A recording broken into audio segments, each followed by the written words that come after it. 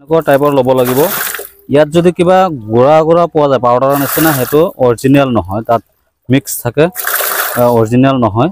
অৰিজিনেলটো এনেকুৱা থাকিব, অকণমান গোটা গোটা থাকিব। যিটো পুখুৰী প্ৰস্তুত কৰাম মাগুৰ মাছৰ স্পন দিবৰ কাৰণে, সেইটো পুখুৰীত এতিয়া দিব। তো কেনেকৈ দিয়ে দেখুৱাম আপোনালোকক। চূণ, পটাছ, নিমখ একেলগত মিক্স কৰি মাৰিলে কিবা এটা ঘাঁহৰ ওপৰত যদি পৰি যায় তেতিয়াহ'লে ঘাঁহবোৰ মৰি যায়, এনেকুৱা এটা পাৱাৰ হয়। সেইটো কাৰণে একেলগত মিক্স কৰি মৰা হৈছে। এই মেডিচিনটো হৈছে চেলপক্স। এই মেডিচিনটো আপোনাৰ মাছ মৰাৰ কাৰণে দিয়া হয়, যাতে এই 2 কটা পুখুৰীত এই টেবলেটটো 40 পিচমান দি দিব, বীজাণুবিলাক মুক্ত হ'ব।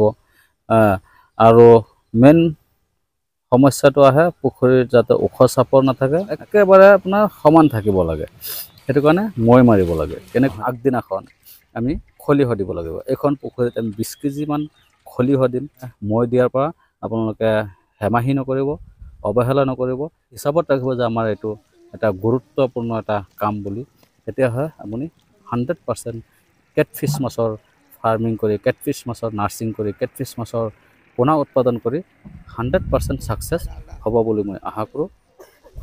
আসসালামু আলাইকুম, আসাম ফিছ হেটচাৰীৰ পৰা মই ফাৰুক আব্দুল সকলো দৰ্শকক স্বাগতম জনাই আমাৰ আজিৰ ভিডিঅ'খন আৰম্ভ কৰিব বিচাৰিছোঁ। আজিৰ আমাৰ ভিডিঅ'খনৰ মূল টপিক হ'ব, এতিয়া আমাৰ ছিজন আহি গৈছে, মাছৰ ব্ৰিডিং কৰাৰ ছিজন। কেইদিনমান আগত আমি কাৱৈ মাছ ব্ৰিডিং কৰিছিলোঁ। এতিয়া আমি শিঙি মাছ, মাগুৰ মাছ ব্ৰিডিং কৰিব। শিঙি মাছ অলৰেডি ব্ৰিডিং চলি আছে, মাগুৰ মাছৰ প্ৰচেছিং চলি আছে। হয়তো 3-4 দিন ভিতৰত আমাৰ মাগুৰ মাছৰ ব্ৰিডিং হৈ যাব। আৰু এই মাগুৰ মাছ বা শিঙি মাছ বা কাৱৈ মাছ, এইবিলাক মাছ যে ব্ৰিডিং কৰোঁ, কৰি পেলাই পুখুৰীত এৰোঁ, পুখুৰীত এৰিলে পুখুৰীখন কেনেকুৱা ধৰণৰ প্ৰস্তুত হ'ব লাগে, কি হিচাপত প্ৰস্তুত কৰিলে আমাৰ স্পনৰ যিটো মৰ্টেলিটি হাৰ যাতে কম হয়, সেইটো এটা ছিষ্টেম আছে।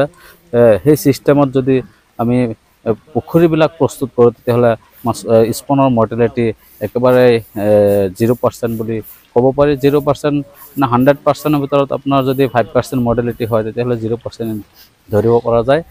কেইটামান পদ্ধতি আছে, এই পদ্ধতিবিলাক আমাৰ ফ'ল' কৰিব লাগে বা মেইনটেইন কৰিব লাগে, তেতিয়াহ'লে পুখুৰীখন ভালদৰে ৰেডি কৰিব পাৰোঁ।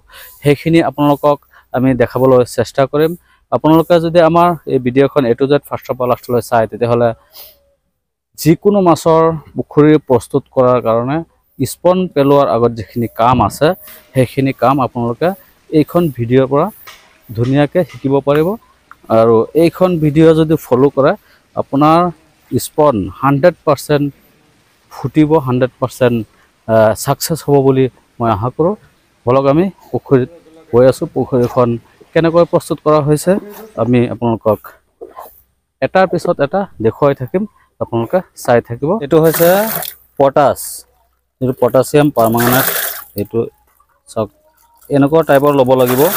ইয়াত যদি কিবা গুড়া গুড়া পোৱা যায় পাউডাৰৰ নিচিনা, সেইটো অৰিজিনেল নহয়, তাত মিক্স থাকে, অৰিজিনেল নহয়।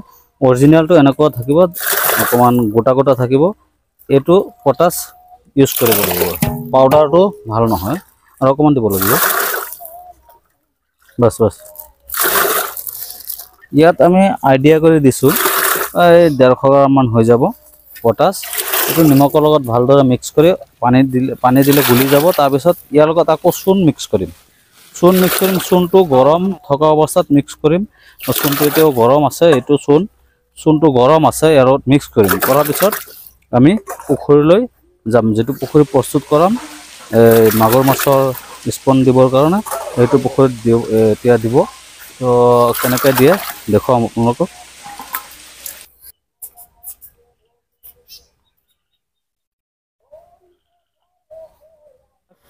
এই মটৰখন চলি আছে, মানে আমাৰ পুখুৰীবিলাক আমি খালী কৰি আছোঁ। আগত মাছ ৰখা হৈছিলে, এই পুখুৰীবিলাকত মাছ আছিলে, এইবিলাক গোটেইখিনি পুখুৰী আমি খালী কৰি এতিয়া নতুনকৈ ৰেডি কৰি প্ৰস্তুত কৰিব লাগিব। এইখন পুখুৰীত আছিলে আপোনাৰ পাব, যিটো ভোডাৰ হয় আমাৰ পাব মাছৰ ভোডাৰ পুখুৰী দেখা পাইছে। এইখন পুখুৰীত আছে আমাৰ গুলছা মাছৰ বৰ্ডাৰ। গুলছা টেঙৰা যিটো হয় শিঙৰা মাছ, এইটো পুখুৰীত আমাৰ বৰ্ডাৰ মাছ ৰখা হৈছে। প্ৰায় কণী হৈ গৈছে। একলগতে অনা আছিলে বৰ্ডাৰ পাব মাছ আৰু গুলছা মাছৰ বৰ্ডাৰখিনি পোনাখিনি একলগতেই অনা আছিলে ছাপ্লাই। সেইকাৰণে অকণমান হয়তো লেট হৈ আছে। এইটোও হৈ যাব। আৰু এইখন পুখুৰী আমি খালী কৰিম, কৰি পেলাই বেলেগ এটা পুখুৰী আমি ট্ৰান্সফাৰ কৰিম। মানে যিটো নেকি আমাৰ বৰ্ডাৰ অলৰেডি বৰ্ডাৰ ৰখা আছে, তাত আপোনাৰ মাগুৰ আছে, শিঙি আছে, এইবিলাক বৰ্ডাৰখিনি দুটা আমাৰ পুখুৰী আছে। এই আগত দেখা পাইছে এইখন পুখুৰীত হৈছে শিঙি মাছৰ বৰ্ডাৰ। আগত যে এটা তিৰপাল লগোৱা পুখুৰী দেখা পাইছে, সেইটোত হৈছে মাগুৰ মাছৰ বৰ্ডাৰ। পুখুৰীত প্ৰস্তুত কৰাৰ কাম চলি আছে, তালৈ গৈ আছোঁ। কেনেকুৱা ধৰণৰ পুখুৰী প্ৰস্তুত হয় আৰু কি হিচাপত প্ৰস্তুত কৰিলে আমি 100% ছাকচেছ হ'ব পাৰোঁ, সেইখিনি আপোনালোকে আগত যদি দাঙি নধৰোঁ, তেতিয়াহ'লে আপোনালোকে কেনেকৈ স্পন কালচাৰ কৰিব। মেইন হৈছে মাছৰ পোনা। আপোনাৰ পোনাবিলাক যদি ভাল নহয়, পোনাবিলাক যদি নিজে তৈয়াৰ কৰিব নোৱাৰে, তেতিয়াহ'লে কালচাৰ কৰিলে কিমান টকা পোনা কিনিব লগা হয়। কিমান টকা দি ধৰি লওক আপুনি 50,000 পোনা কিনিছে, 50,000 পোনা যদি 2 টকাকৈ কিনে 1 লাখ টকা, আৰু 1 লাখ টকা খৰচ কৰি যদি আপুনি স্পন পেলাই কমচে কম 5 লাখ মাছৰ পোনা আপুনি পাই যাব। সেইটো কাৰণে পোনা কিনাতকৈ স্পন কিনিলে বহুত ভাল। আৰু স্পন যে কিনিব, স্পন কিনিবৰ কাৰণে আমাৰ এই প্ৰক্ৰিয়াবিলাক আপুনি ফ'ল' কৰিব লাগিব। আৰু ইয়াৰ ভিতৰত যদি আপুনি বুজি নাপায়, তেতিয়াহ'লে আমাৰ লগত যোগাযোগ কৰিব। আমি ফোন নম্বৰটো অলৰেডি স্ক্ৰীণত দিয়াই থাকে, ভিডিঅ'ৰ স্ক্ৰীণত। ফোন কৰিব। ফোন কৰাৰ পিছত আমি যিমানখিনি আপুনি বুজা নাই, সিমানখিনি আমি আপোনাক শিকাবলৈ চেষ্টা কৰিম অনলাইন যোগেদি। মানে ফোন কলত আমি বহুত এডভাইচ দিম, এই এডভাইচখিনি আপোনালোকে ফ'ল' কৰিব লাগিব। হয়তো স্পন নিজেও বনাব পাৰে, নিজে বনাই পেলাব পাৰে। যদি স্পন নিজে নবনায়, নিজৰ হেচাৰি নাই বা নিজে নবনায়, তেতিয়াহ'লে আপুনি অৰ্ডাৰ দিব পাৰে স্পনৰ কাৰণে। বটুৱাত হৈছে নিমখ আৰু পটাছ। এতিয়া 3টা বস্তু একত মিক্স কৰি মাৰিব লাগে।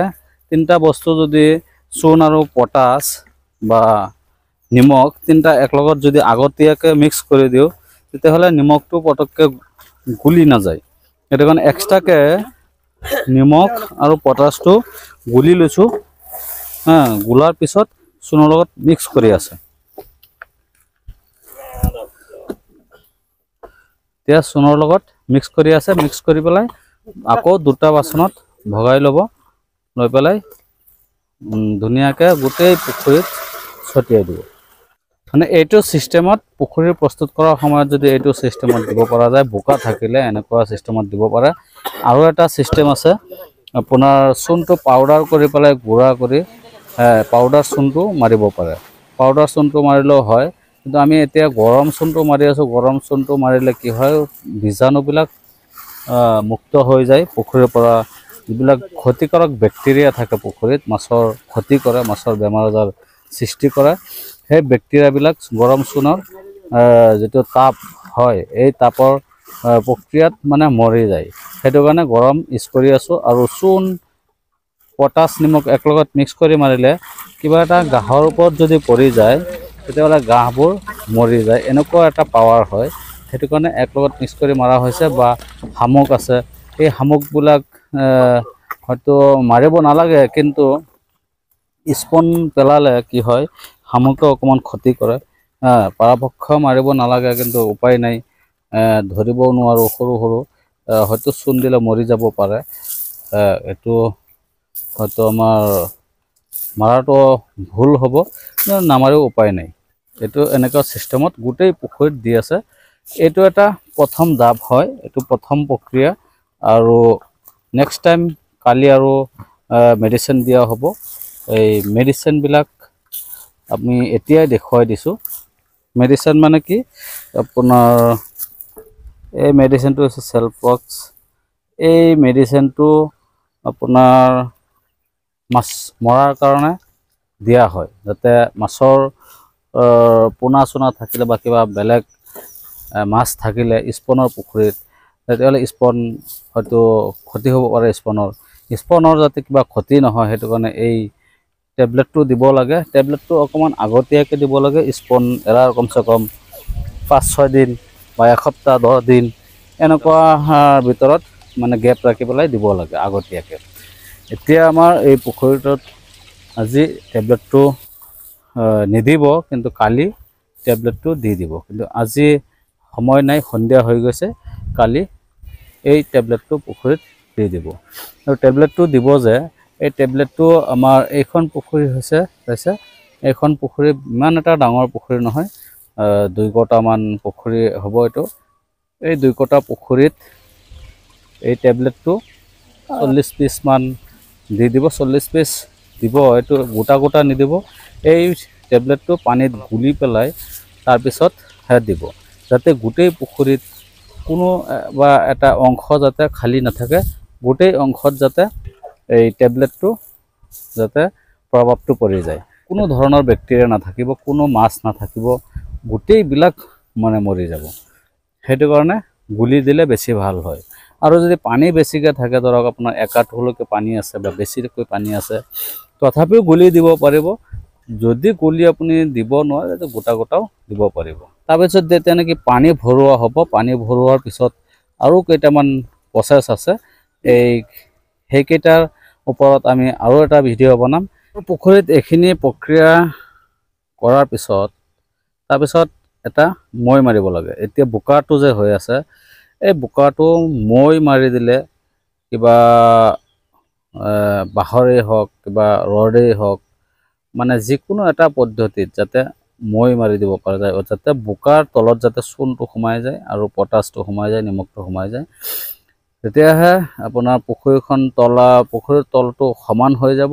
আৰু সমানটো হ'বই, ইয়াৰ ভিতৰত মাছৰো কাম আহিব। মানে চূণ তললৈ গুচি গ'লে তলৰ পৰা গেছটো উঠাই আনিব আৰু পটাছটো তলত যাব, বীজাণুবিলাক মুক্ত হ'ব। আৰু মেইন সমস্যাটো আহে পুখুৰীত যাতে ওখ চাপৰ নাথাকে, একেবাৰে আপোনাৰ সমান থাকিব লাগে। সেইটো কাৰণে মৈ মাৰিব লাগে। কেনেকৈ হয়, যেতিয়া এনেকৈ পানী ভৰোৱা হ'ব পুখুৰীত, পোনা স্পন মানে পুখুৰীত দিয়াৰ আগমুহূৰ্তলৈকে মানে মৈ দিবই লাগিব। এই মৈ টানাৰ আমাৰ লাভটো কি? মৈ টানিলে কি হ'ব, পুখুৰীত তলৰ পৰা গেছটো অট'মেটিকলি ওলাই থাকিব।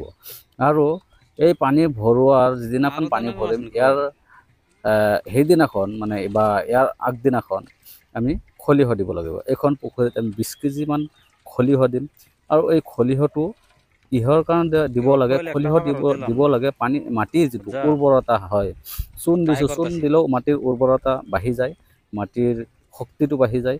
আৰু খলিহ দিব লাগে, খলিহ দিলেও মাটিৰ শক্তিটো বাঢ়ি যাব। আৰু খলিহটো দিম যে খলিহটো কমচে কম 4-5 ইঞ্চি পানী পুখুৰীত যেতিয়া নেকি থাকিব, বা যদি নাথাকে আমি বাহিৰৰ পৰা বৰিঙৰ পৰা পানী দিয়াৰ ব্যৱস্থা কৰিম। কৰাৰ পিছতহে আমি খলিহটো দিম। খলিহ দিয়াৰ পিছত পিছদিনাখন আমি মৈ মাৰি থাকিম বা মৈ টানি থাকিম। মৈ টানাৰ মেইন কাৰণ থাকিব, খলিহটো মিক্স হ'ব মাটিৰ লগত, মাটিৰ উৰ্বৰতা বাঢ়িব। আৰু এই মৈটো যে টানিম, পানী নিদিম। এই 4 ইঞ্চি 5 ইঞ্চি যিমানেই থাকিব পানী, এই পানীখিনিত আমি মৈ টানিম কমচে কম 1 দিন বা 2 দিন আমি এনেকুৱা অৱস্থাত ৰাখি দিম, মৈ টানিম। মৈ টানাৰ পিছত এই বোকা মানে যেনেকুৱা নেকি খেতি পথাৰ ৰোৱাৰ সময়ত যিটো আপোনাৰ এই হাল মৰা হয় বা মৈ দিয়া হয়, বোকা দিয়া হয় খেতিত পথাৰত, চেম তেনেকৈ আমি বোকাৰ নিচিনা দিম। দিয়াৰ পিছত আমি পানী ভৰ্তি কৰিম, গেছটো ওলাই যোৱাৰ পিছত আমি পানীটো ভৰ্তি কৰিম। সেইটো কাৰণে মৈ দিয়াৰ পৰা আপোনালোকে হেমাহি নকৰিব, অৱহেলা নকৰিব, হিচাপত ৰাখিব যে আমাৰ এইটো এটা গুৰুত্বপূৰ্ণ এটা কাম বুলি। তেতিয়াহে আপুনি 100% কেটফিছ মাছৰ ফাৰ্মিং কৰি, কেটফিছ মাছৰ নাৰ্ছিং কৰি, কেটফিছ মাছৰ পোনা উৎপাদন কৰি 100% ছাকচেছ হ'ব বুলি মই আশা কৰোঁ। ভিডিঅ'খন চাই যদি আপোনালোকৰ ভাল লাগে, লাইক ছাবস্ক্ৰাইব সকলোখিনি কৰি ৰাখিব। আমি আপোনালোকৰ আগৰ পৰা আমি আজি বিদায় দিছোঁ। জয় আই অসম।